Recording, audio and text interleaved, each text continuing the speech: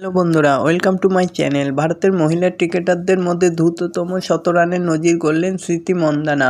ফের নজির গড়লেন ভারতের মহিলা ক্রিকেটের দল। দিন কয়েক আগে ভারতের মহিলা ক্রিকেটের এক ইনিংসে সর্বোচ্চ রানের রেকর্ড গড়েছিল জেমাইমা রদ্রিগেজরা। করেছিলেন ৩৭০ রান, আর ওই দিনই সেই রান টপকে গেলেন স্মৃতি মন্দানারা।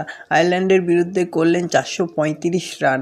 ভারতের পুরুষ মহিলা নির্বিশেষে ওয়ানডেতে এক ইনিংসে এটাই ছিল সর্বোচ্চ রান। ওই দিন টস জিতে প্রথমে ব্যাট করার সিদ্ধান্ত নেন ভারত।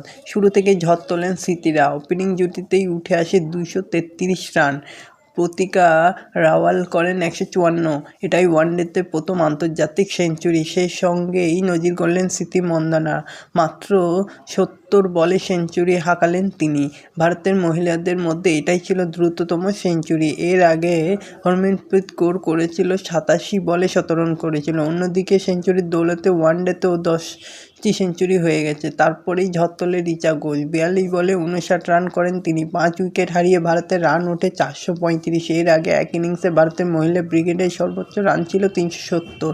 দিন কয়েক আগে আয়ারল্যান্ডের বিরুদ্ধেও এই স্কোর উঠেছিল। ওই দিন শুধু সেটাকে ছাপিয়ে গেলেন না ভারতীয় মহিলারা, সেই সঙ্গে পুরুষ মহিলা নির্বিশেষে ভারতের ক্রিকেটের সর্বোচ্চ রান টপকে গেলেন। ২০১১ সালে ওয়েস্ট ইন্ডিজের বিরুদ্ধে ৪১৮ রান করেছিল পুরুষ দল। সেখানেও ডাবল সেঞ্চুরি করেছিলেন বীরেন্দ্র সেহবাগ।